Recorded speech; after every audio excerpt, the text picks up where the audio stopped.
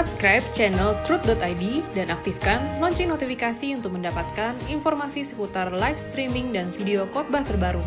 Posisi tombol subscribe berada di kanan atas channel kami dan jangan lupa nyalakan loncengnya. Shalom saudaraku sekalian, salam sejahtera dalam kasih Tuhan kita Yesus Kristus. Kita kembali mengikuti acara Wanita Surgawi. Kita mohon agar Bapa di surga yang menaruh perkataannya di mulut saya. Ya, yuk kita berdoa. Bapa di dalam surga, kami mohon Bapa menaruh perkataan Bapa di mulut anakmu ini.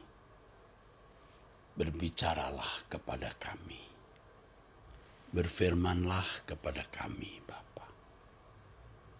Dalam nama Yesus Kristus Bapa kami sambut firman-Mu. Amin. Amin. Saudaraku sekalian, dalam kehidupan sering kita merasa atau ada banyak orang merasa Tuhan tidak membela dirinya.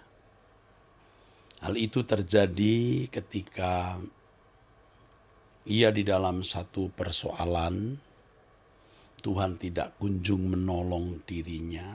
Dia sudah berdoa, dia sudah minta tolong kepada Tuhan, tapi Tuhan tidak kunjung menolong. Apalagi kalau ia menghadapi keadaan yang benar-benar mengancam nyawa dan kehidupannya, lalu keadaan itu berlarut-larut. Ia sudah berdoa tetapi Tuhan tidak kunjung menolong saudaraku. Dan inilah yang membuat seseorang merasa Tuhan tidak membela dirinya.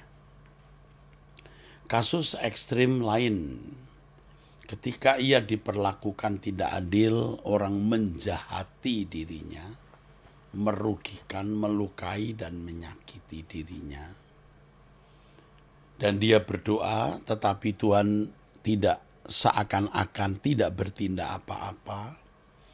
Orang yang menyakiti dirinya itu malah kelihatan lebih kuat, lebih dibela orang, dianggap benar oleh orang. Lalu saudara tersudut atau terpojokkan. Nah, saudara-saudaraku, Tuhan tidak pernah tidak mendengar doa kita.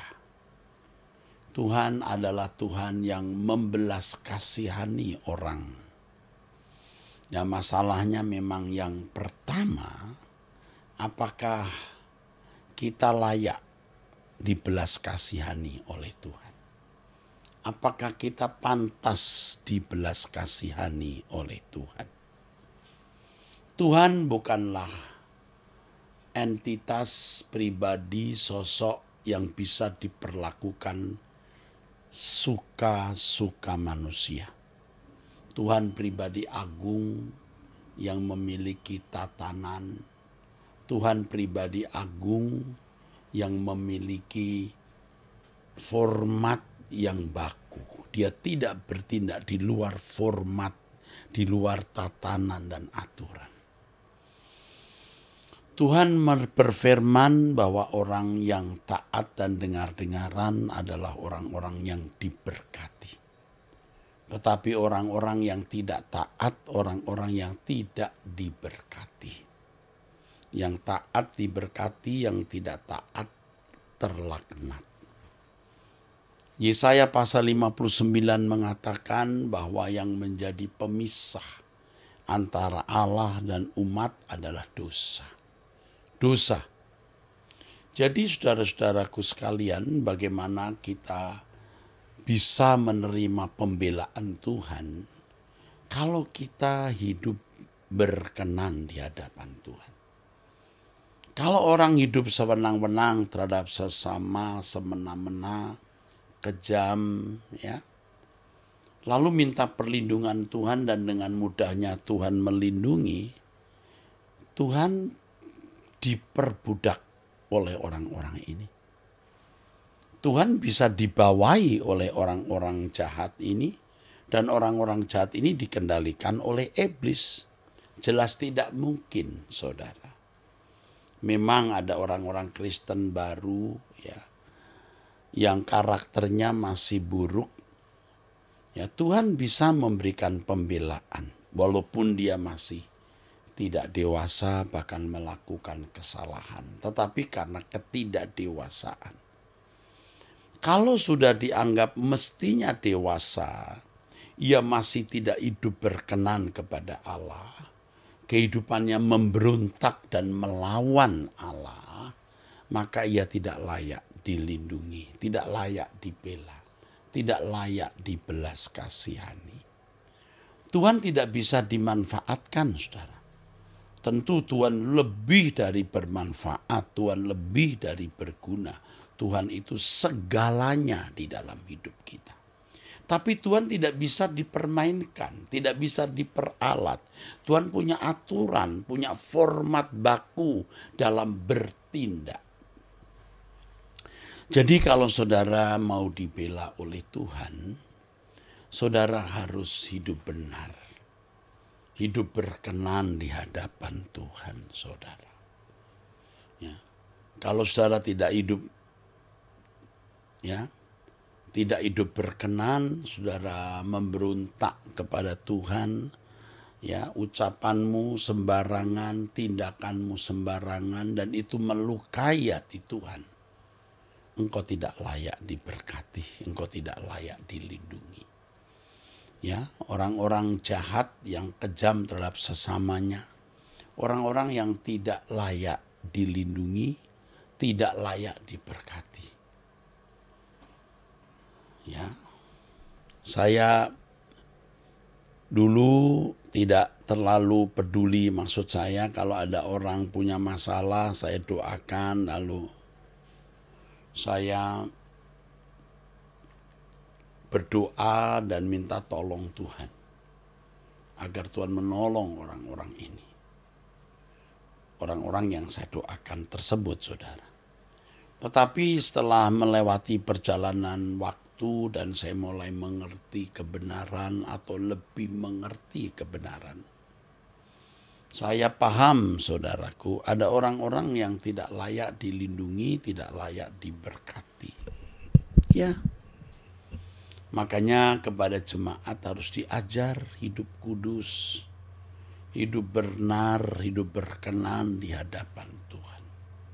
Supaya layak diberkati, layak dilindungi, layak dibelas kasihani oleh Tuhan.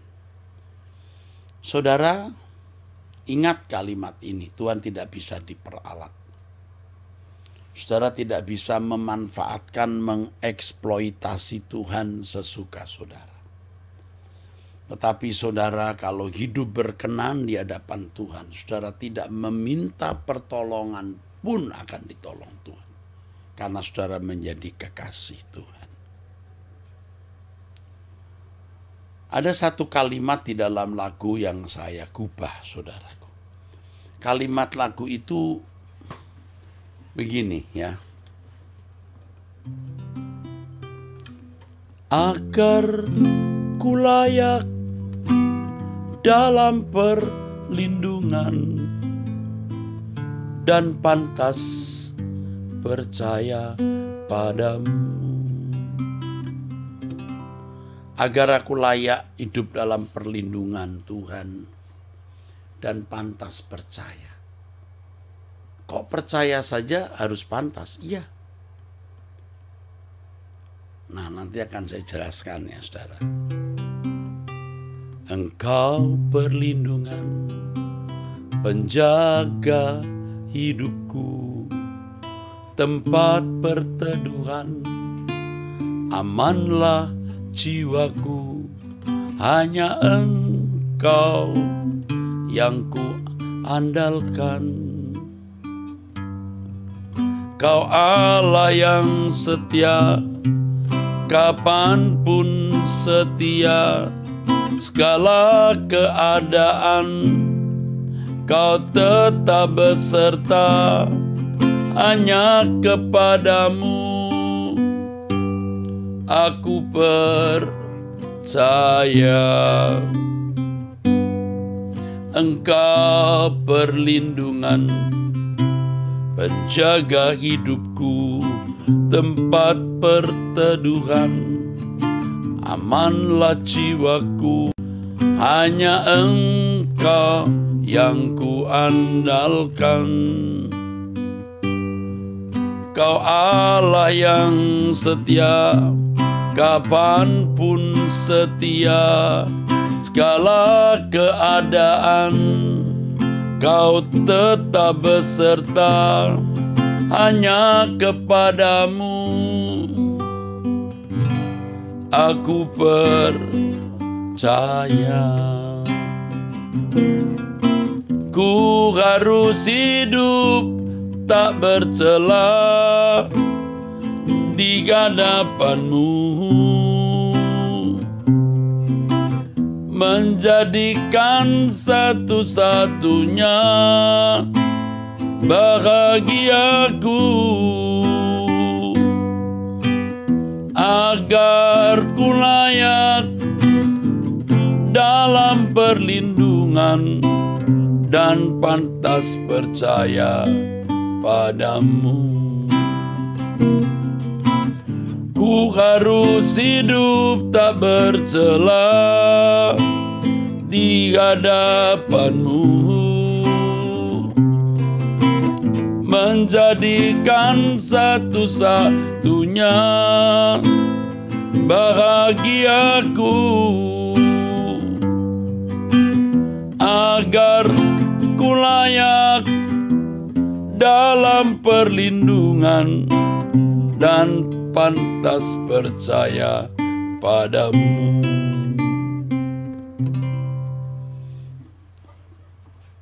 Jadi jangan memberontak, jangan berbuat dosa. Saudara yang sekarang lagi dalam keadaan terjepit, tersudut, dalam persoalan, dalam ancaman, merapatlah kepada Tuhan atau merapatlah dengan Tuhan dan hiduplah di dalam kekudusan dan kesucian. Selanjutnya jadikan Tuhan kebahagiaan saudara. Ya. Kita bersyukur kalau menghadapi masalah, ya, sampai kita dibawa ke situasi di mana memang tidak ada jalan keluar, tidak ada kebahagiaan selain Tuhan. Lalu kita merapat, ya, kita mendekat Tuhan dan bisa menikmati Tuhan, saudaraku. Ini berkat sebenarnya. Dan ada orang-orang yang harus diperlakukan seperti itu, ya, baru bisa menjadikan Tuhan kebahagiaan, baru bisa memiliki pengalaman spiritualitas atau pengalaman rohani di mana Tuhan menjadi kebahagiaan.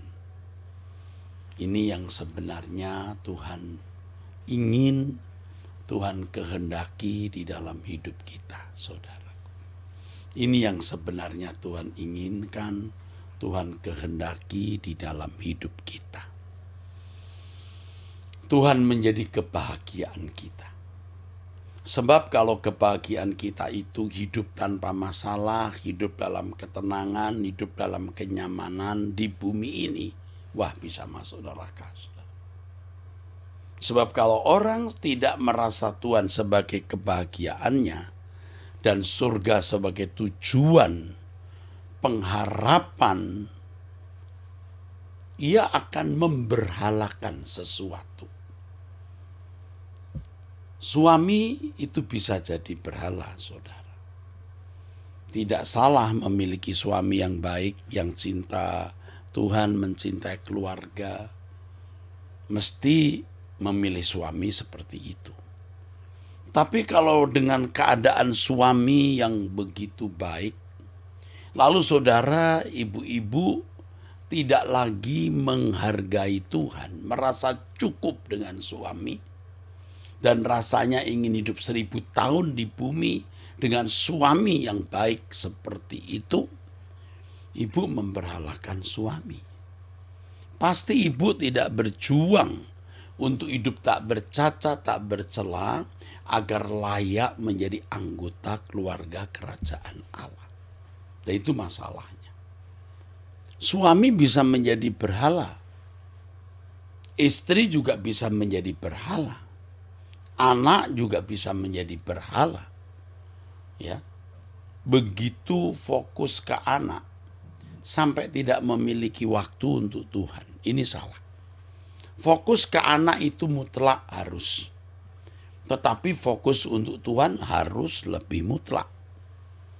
Ya, bangga punya anak di luar negeri, kuliah, lulus, mendapat PR di negara barat. Bangga, puas, senang, bahagia. Tetapi tidak menikmati kebahagiaan dalam persekutuan dengan Tuhan. Saudara tidak menjadi mempelai Tuhan.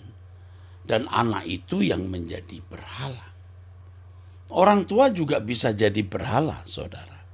Jadi kalau kita merasa bahagia, dan kebahagiaan itu menjadi puncak kebahagiaan kita, saudara. Kalau kita merasa bahagia, lalu kebahagiaan itu menjadi puncak kebahagiaan kita, saudara. Kita memberhalakan sesuatu itu.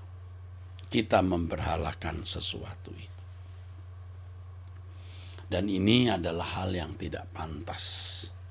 Bagi anak-anak Allah tidak patut, saudara. Itulah sebabnya Yesus berkata, kalau kamu tidak membenci ayahmu, tidak membenci ibumu, tidak membenci saudaramu laki-laki dan perempuan, bahkan nyawamu sendiri, kamu tak dapat, kamu tidak layak bagiku, kata Tuhan. Jadi kecintaan kita kepada Tuhan itu harus melebihi kecintaan kita kepada siapapun dan apapun, saudara.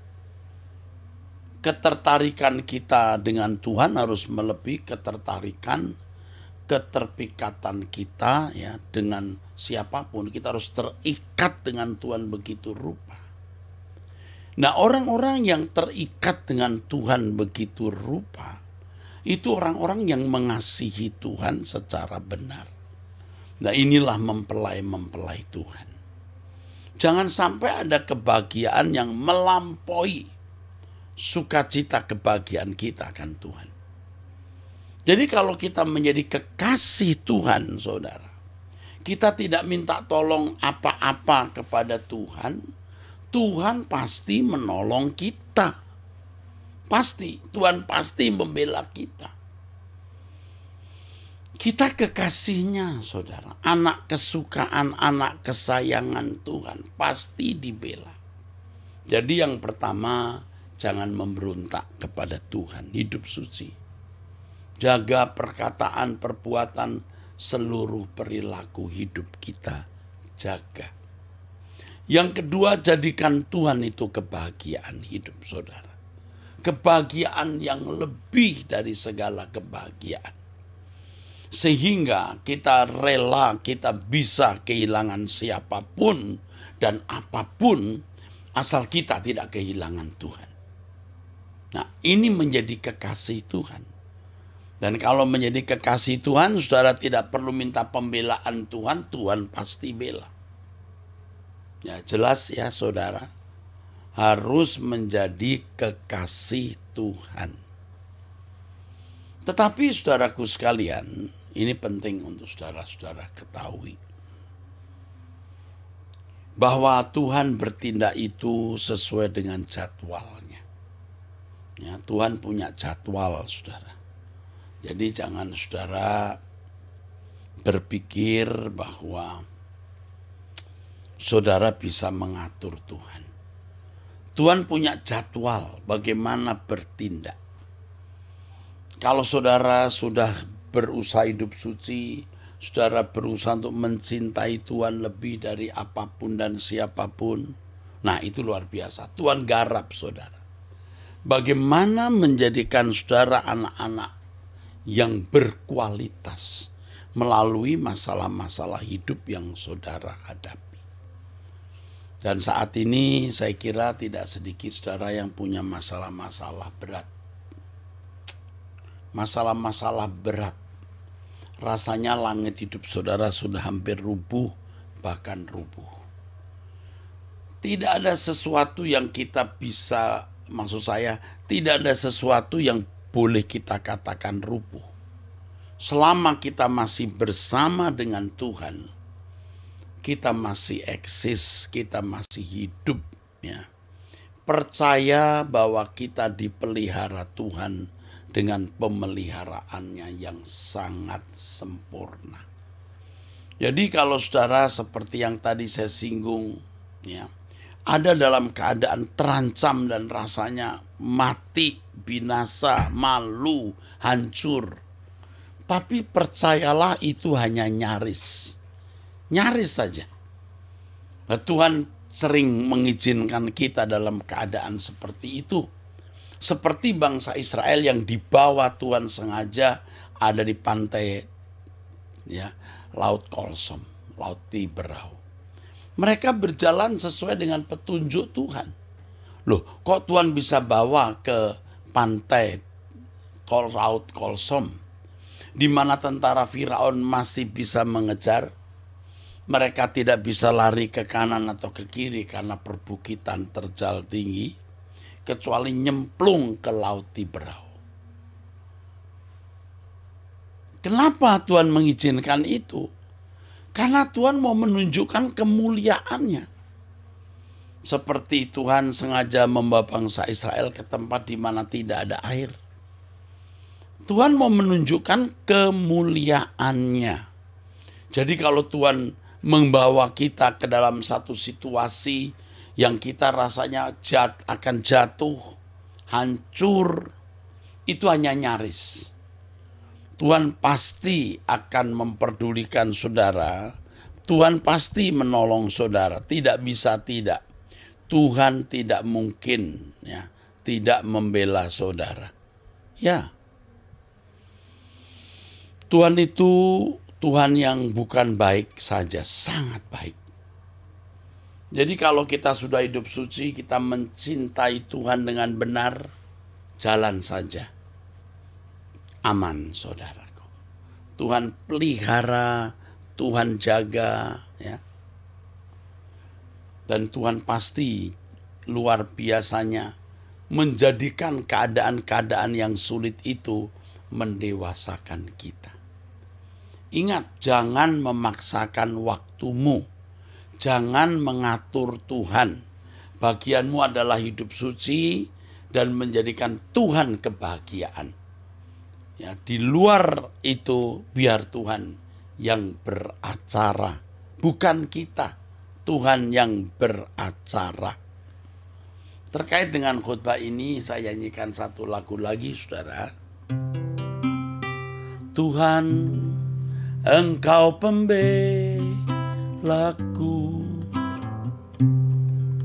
di sepanjang jalan hidupku.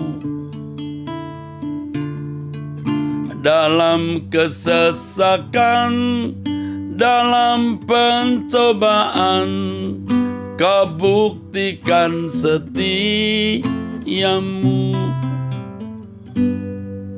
Kala jiwaku terluka, aku lemah tak berdaya. Kau pegang tanganku, Kau beri kekuatan, hiburkan hatiku.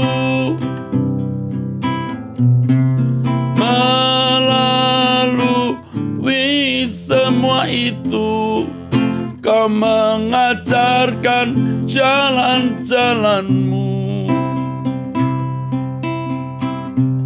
Dulu ku tidak mengerti mulia rencana-Mu bagiku, Bapa. Semua yang telah terjadi mengubahku indah di mata-Mu. Sungguh besar anugerah-Mu, ku ingat kebaikan-Mu selalu. Terpuji Tuhan, haleluya. Saudara, jadi melalui semua itu Tuhan mengajarkan kita jalan-jalannya. Indah sekali, bukan? Jadi kalau Tuhan mengizinkan kita dalam keadaan seakan-akan Tuhan tidak membela kita, mulailah hidup suci. Jangan berbuat dosa sama sekali. Ya, lalu jadikan Tuhan kebahagiaan. Dua hal ini akan menggiring kita ke rumah Bapa. Ya, akan menggiring kita ke rumah Bapa. Dan itu nilai yang tinggi sekali, tak bisa diukur oleh apapun. Ya. Saya juga rindu terus melakukan hal ini. Bersama saudara, yuk kita jaga kekudusan, kesucian kita. Dari perkara-perkara kecil kita benar-benar tidak bersalah, kita bersih. Ya. Lalu kita mau mencintai Tuhan lebih dari mencintai siapapun dan apapun. Kita harus terus kembangkan itu dalam diri kita, saudara. Saudara bisa berdoa minta Tuhan tolong agar bisa mencintai Tuhan lebih dari siapapun dan apapun. Nanti Tuhan akan menjadi lebih nyata dalam hidupmu. Dan kalau Tuhan engkau rasakan lebih nyata, hatimu makin kuat. Ketika engkau menghadapi persoalan-persoalan berat, ancaman-ancaman yang nyaris-nyaris, saudaraku. Nyaris-nyaris, saudara. Jatuh. Tapi saudara tidak akan jatuh. Tuhan akan genggam tanganmu. Tuhan akan lindungi kamu. Tuhan akan jagai. Percayalah. Nah, satu hal yang indah sekali ya saudaraku. Ketika kita nanti melihat pertolongan Tuhan pada waktunya. Pertolongan Tuhan saat Tuhan membela kita. Ya aduh, luar biasa. Kita akan melihat bukti pertolongan Tuhan, yaitu waktu Tuhan membela kita, saudara. Nah, pada saat itu saudara-saudara, kita merasa berhutang. Kita merasa berhutang kebaikan. Sampai kita merasa berhutang kehidupan. Dan kalau kita sudah merasa berhutang, kita tidak lagi berurusan dengan Tuhan hanya untuk minta berkat. Bukan hanya untuk mengeksploitasi Tuhan atau memanfaatkan Tuhan. Sekarang kebalikan, kita yang mau dimanfaatkan oleh Tuhan. Kita berkata, Tuhan pakai aku seturut kehendak-Mu. Ambil apapun yang aku miliki untuk-Mu Tuhan. Tadinya kita selalu hanya mengharapkan pembelaan dari Tuhan. Tetapi kemudian sekarang yang kita lakukan, saudara, kita membela Tuhan. Dari menuntut pembelaan Tuhan, sekarang kita memberi pembelaan untuk Tuhan. Karena kita yakin kita tidak minta pembelaan apapun dari Tuhan, Tuhan pasti bela kita. Sekarang yang kita cari bukan bagaimana Tuhan membela kita, tapi bagaimana kita membela Tuhan. Tuhan memang tidak butuh tenaga kita sebenarnya. Tuhan memang sebenarnya tidak perlu tenaga kita. Siapatah kita ini kok seperti dibutuhkan. Tetapi dalam anugerahnya Tuhan berkenan memberikan kepada kita, saudaraku, kesempatan untuk melayani Tuhan, kesempatan untuk membela Tuhan. Ini yang luar biasa. Dan kesempatan seperti ini, saudaraku, kesempatan yang tidak pernah akan terulang selama-lamanya jika kita tidak memanfaatkannya. Nah, setelah kita hidup suci, kita menjadikan Tuhan kebahagiaan kita, kita menjadi kekasih Tuhan, pasti Tuhan bela. Dan setelah Tuhan bela, kita merasa berhutang kebaikan Tuhan, berhutang pembelaan Tuhan. Nah, kalau kita sudah berhutang pembelaan Tuhan, saudara-saudaraku, maka kita sekarang akan ganti membela Tuhan. Aku berhutang Tuhan kepadamu. Tuhan memang tidak butuh apa-apa daripada aku, siapakah aku. Tetapi kalau Tuhan melihat hati kita mencintai Dia, dan kita berkata, apa yang harus kulakukan untuk pekerjaan-Mu Tuhan. Nah, ini indah sekali, saudara. Kita membela Tuhan. Membela Tuhan dengan menjadi berkat bagi orang di sekitar kita. Orang itu bisa suami, bisa istri, bisa orang tua, bisa anak, bisa tetangga, bisa siapapun yang ada di sekitar kita, di mana kepada mereka kita memancarkan kemuliaan Allah. Kita memancarkan keagungan Tuhan. Dan ini menjadi kebahagiaan hati Tuhan kalau dirinya dipancarkan di dalam dan melalui hidup kita. Ini menjadi kebahagiaan Tuhan. Dan dengan cara demikian, saudaraku, kita melayani Tuhan, yaitu melayani perasaannya. Tuhan mau menjangkau, Tuhan mau menjamah orang-orang di sekitar kita melalui kita, di dalam hidup kita. Dan ini kesempatan yang berharga.